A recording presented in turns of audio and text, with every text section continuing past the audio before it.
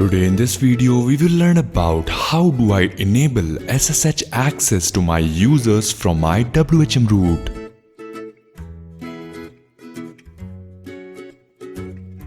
For that, log into WHM root and then go to accounts function.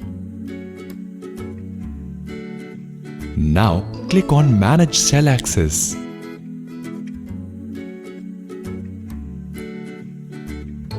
Now here you can enable SSH to all, or you can also enable SSH among selected users.